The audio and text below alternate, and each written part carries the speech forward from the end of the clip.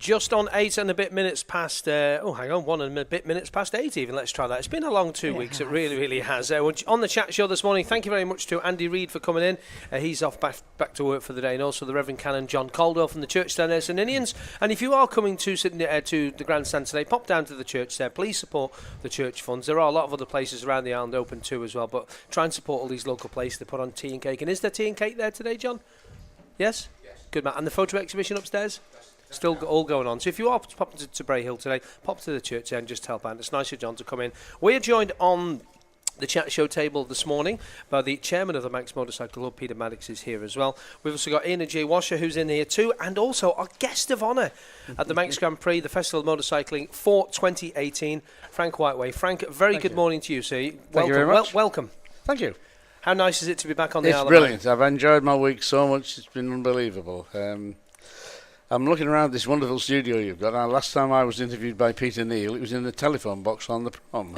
And you put your arms out and touch the sides. That's how small it was. And that was the studio down on the seafront. 1964. And that's where the snooker hall was, wasn't it? Was there a snooker hall above? Never got time to play snooker.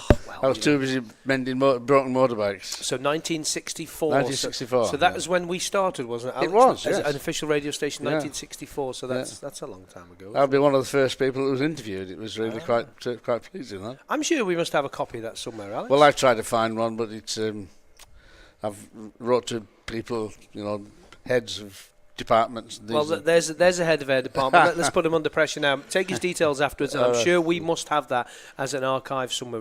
Well, lovely. I'm hoping, and I'd love to hear it again. And so would I. Yeah, but absolutely love that. I was probably hopeless.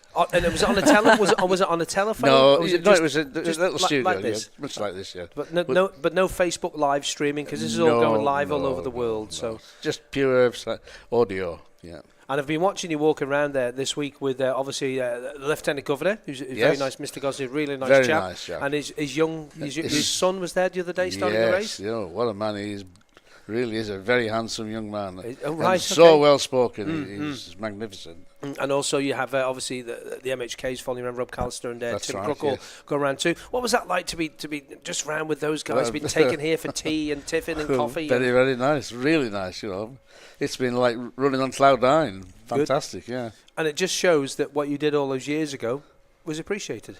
Yes, well, thank you very much to everyone. It's a long time ago, and I only won the Manx Grand Prix once. And nowadays you can win it half a dozen times, But but back then you could only win it once. You could only win it once. And then it was an unwritten agreement that you had to go. Had to go upwards, yes, which I did, and met with some success there too. Absolutely, yes, you did. In 1970.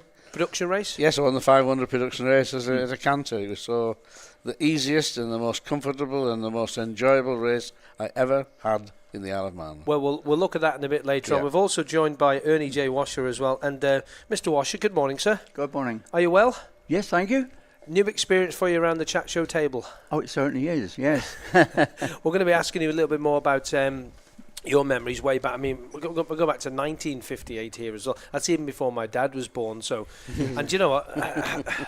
I bet you it's all still fresh in your memory what you did all them years ago, isn't it? Oh, it is. Yes, you never forget it. Quite often, sort of, you go to bed and you start thinking about it, and then you can't sleep because you get excited again. Oh, I do. Yes, I certainly do. Like watching them go down Bray Hill and that, just looking over the fence there. It was quite, really get quite excited seeing them go down there. You imagine going down there yourself. You wouldn't want to be down there. You wouldn't want to be going down there at the speeds these boys are doing today. No, I don't think I would. No, I don't think I would either, to be honest with you. That's very quick, isn't it? Supremely quick. It is. We're also joined by the chairman of I nearly called you president the other night, the chairman of the Manx Motorcycle Club, president's the next step anyway, of the Manx Motorcycle Club, Peter Maddocks. Peter, good morning. Good morning. All right. Yes, looks like a glorious day for racing today after the tribulations of the first week. So hopefully we're going to end the festival with a cracking day. With some cracking races the other day. You were at the newcomers presentation the other night, and I mentioned it just before there about the clerk of the course, Gary Thompson, who deserves a medal. Well, he's got one already, an MBE and a BEM, but he deserves another medal for how does he put up with all that, all them constant phone calls coming in? We've got this happening on the course, we've got rain in this spot, but this spot it's blazing sunshine. You wouldn't do that job for a big clock, would you really? I don't think there are many on the island that would want to take that on, Chris. No. I think it's a credit to Gary and the team up there in the tower that we've got anything done really this fortnight. And he's been so good with communication to keep everybody in the loop. So what people don't realise is that when Gary's up there, it's not just him. There's a group of people who are his race officials that take calls in from around the course. We've also have the police up there. We have the fire brigade up there.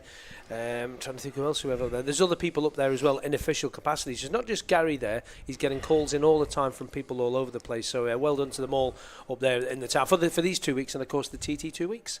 And Peter, you also got your scrutineering hat as well. What's your nickname?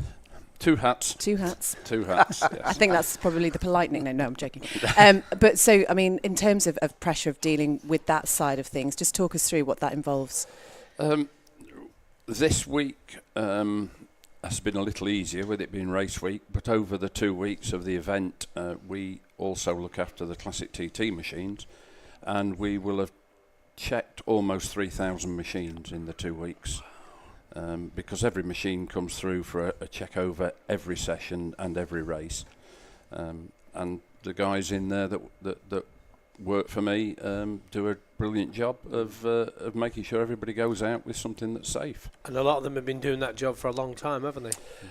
We have without being impolite, yes, we have a number of guys who are getting long in the tooth, and we're working very hard to bring some new blood in. And you have got new young blood in there too, haven't you? Yeah. We have a few. It's been a good year for new people. It's like a lot of things in today's society, it's not an activity that younger people find interesting, so you have to find the right type of person. If anybody has a message they'd like to send to the guys this morning, if you were maybe here on the days when the guys won their races, we'd like to hear from you. I know a lot of people have mobile phones these days, and if you want to send us a message, you can email us as well. Beth can have the details, please. Yep, 166 if you want to text, just start your message with TT. You can email studio@radiott.com. Follow us on the Manx Radio TT Facebook and Twitter pages, and we are Facebook living this morning, so give everyone a wave. Good morning. And if you want to watch back any of the chat shows, you can go to the Manx Radio portal at manxradio.com. But so many messages of good luck coming in this morning, so we'll go through some of those. Hello. We've got Andre's hello from Germany, due to go to physio shortly. That's a shame. He's going to miss some of the racing, but he's wishing everybody a great final day. Kath says, can you please send best wishes to everyone at the People's Bike, particularly Matt, Steve and Ali, and a shout out to Janice Cubbo and the team, and says great coverage as well. Sharon says, morning Rev JC, I'm off to Ramsey today and I know you won't go all that way, so see you next year. JC's still in the corner there. He is, yeah. In his full garb. He is a real priest, by the way. He's not just wearing a fancy dress outfit. Okay, I just thought I'd let you know that. Looks a bit like Father Jack again, doesn't he? No, I didn't say that. I didn't say. We're getting, no, can't say that. No. But it's interesting. You were talking a little bit before about how more people are coming over for the Manx now, and there's a message on here saying my first time was the Isle of Man was TT 2017, and I came back specifically for the Manx. So it really is growing in popularity in terms of atmosphere and festival. It certainly is, and a lot of people are steering away from the TT. Not for the fact they don't like the TT. It's just it's so busy, and the Manx is so much more relaxed, and that's very similar sort of parlance to the Southern 100 too. And do you boys ever do do you gentlemen ever do the Southern 100? I certainly didn't. No. No. Ernie, did you never do the Southern 100? That started in 1955, the Southern 100. So did you ever do the Southern 100? Ernie? Oh, yes. Yes, you did. Yes, I did. I've done it several times, actually. Oh, right, okay. Yes. How did you find the Ballown circuit? Because that has not changed at all. No. Well, it is quite an amazing circuit, but when I watch them go around now, there seems to be a lot more bends, but as far as I remember, it's like four corners and then bends in between. But no, it's a lovely circuit to ride on, yes. Yeah. What year did you do that on? What years was that? Oh, I can't remember what years, but I started racing in the island in 55, and then I went to the Manx. And then I think it must have been 3 or 4 years, almost every year that I rode in the Manx, I went to the Southern 100, so I came over twice a year. Okay. It's almost the Isle of Man's like a second home to me now. Well, it kind of is for a lot of the guys, isn't it? Really, Yes. because you could be here. There's also the Derby races up there around the road up there. I don't suppose you did the Derby road at all. No, that was a great circuit. That was such a fast circuit. Such a shame it's not there anymore, to be honest with you. But the Southern 100 is close to my heart because I come from Castletown, so where the Southern 100 is. So grew up on the final corner there on the bridge. So Don't look at me like I that, was Elizabeth. smiling at you. No, you weren't. That was a smile. There's a pointed comment coming in No, a there minute. wasn't. It was a nice smile. Okay, that's all right. It's only been 10 days. Don't worry about it. The Southern 100 is close to my heart. And I would encourage people to come over for the Southern 100. You know, if you don't want to come and for these two events, come to the Southern 100 because it is really, really good. Of course, we cover that here on Manx Radio. Beth, any more messages coming in this morning? So many messages of good luck. They're going so quickly. Sometimes it's actually better to email me, studio@radiott.com, and then we make sure we get them. But Damien's sister has been in touch to say best of luck to Damien Horan and Gareth Evans at the senior today. Wayne's been in touch to say all best to Rich Stubbs. Mick, good morning from Australia. Best of luck to everybody in today's races, says Paul. Just so many messages. Just get in touch, 166 177, start your message with TT if you want to text, or studio@radiott.com. And is this the first time you've been back for a while, or have you made sure that you've been back over? The last time I was back was about 5 years ago, and he was also over on the same time. That's when I last met him, and so it's been quite a gap. Yeah. Was that the Manx or the TT we came to, Ernie? I think it was the TT. That Manx, actually. It was the Manx, yes, was it? yes. Oh, well, I'm wrong. It's the brain, it goes. Obviously, it's covered so much on the television now. Do you keep up with that sort of coverage? Yes. I run the Lifetime on my laptop, and I think it's wonderful to be able to watch the riders going through very different sectors and the times they're doing everything, and then occasionally the sound. I get quite excited myself. Because then you look back to the time when Jeff Duke was allegedly done that 100-mile-an-hour lap. Do you remember that? And it was all written on a piece of paper. Yeah, and that famous story. Nowadays, it's instantaneous like that. Yeah, that's but right. now it's just, hang on, we're just getting it through on the phone. Yes. Yes. Really? I've just got an image in my head there of No Limit of the chap up in there and the No Limit in the film and the thing going, yes, more tea. You just imagine that, and then them writing it down and then writing it down Transponders wrong. and computers have changed the face of a lot of sports, particularly motorcycling. Especially here as well, because the thing is so long, isn't Distance, it? yeah. It is. So we got obviously the transponder point. I'm just looking back to 1964, which was the lightweight. They didn't finish on a triumph. Can you remember what happened? Yes, the crankshaft broke. Oh. See, them triumphs still have problems with the crankshafts now, you know. I probably should have changed it after practice, because it did about 12 laps in practice. I went out every session, morning, noon and night. And I just went round and round and round as many times. I loved it. It was brilliant. And in all weathers. Weather was pretty good, actually. But they still send you around in the rain those days, wouldn't they? Oh, yes, Not yes. a problem, yeah. Later on, when I was riding the Suzukis, we in 67, my race was kiboshed totally by the rain. I broke the lap record in practice and was ultimate favourite by many people.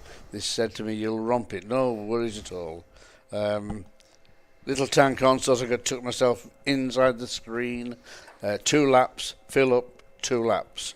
And then the rain came and the heavens opened, the wind blew, postponed, and then they said, 3 laps, no fuel required. Oh. Now I got a little tank and only did 2 laps. Oh, gosh. I did apply to the crack, of course, then. I don't know who he was. He wasn't my friend. And he said, no, you wade in with the bike and that's the tank you must use. Oh, so and I lost the race by a minute. Because of the pit stop. Yeah. So no different then, and you think about it, the lightweight and the ultra lightweight the other day, when even if they didn't have to fuel, they still had to come in, foot down at the pit and go again. That's so right, yeah. all them years ago, But Brian Ball didn't have to do that. He just went straight through and he took the lead easily, and that was the end of that. I was a bit slightly miffed about that. Miffed would be Yes, the word. miffed, That would be we'll have the word for today. We'll be miffed. That'll do That's for a good me. word. So we're just coming up to 8:15. Beth, we've got more messages coming in. We've got our guest there, Frank Whiteway. He's a guest of honour here this morning at the Manx Grand Prix. We've got Mr. Washer coming in. I just like to call people Mr. Washer because I'm respectful like that. And also Pete Maddocks. Sorry, Peter. 2 hats. I've been called worse. Well, no, you haven't. Peter Maddocks, who, of course, is the chairman of the Manx Motorcycle Club, and the committee there at the Manx Motorcycle Club put a lot of effort into getting these guys here, the guys and girls, should I say, to do the 2018 Manx Grand Prix. A couple more messages in, then we need to take a short break. Beth? Yeah, Chantal says, just want to say amazing job by the marshals and all the travelling marshals, all those who've travelled from far and wide to do that job. Racing just wouldn't happen without them. And that's, we keep coming back to that, but that is just what keeps this race going. We hear the appeals for marshals, and people really do respond to that. Well, I know there's a lot of riders who aren't riding today are going to go out marshalling, and pit crews of people who are still here because maybe they can't get a boat home because they're that busy. They're going to go out marshalling today as well. So well done to all them. And in the same vein, we've had a message from Steve, who's the head of the ambulance services, who said, please give a mention to those ambulance crews working hard this race period, some behind the scenes, also those in the emergency services joint control room, who are all doing a fantastic job. So any more messages, keep them coming in. 166 177. Start your message with TT. You can email studio@radiott.com. Follow us on the Max Radio TT Facebook and Twitter pages, and we'll be back just after this.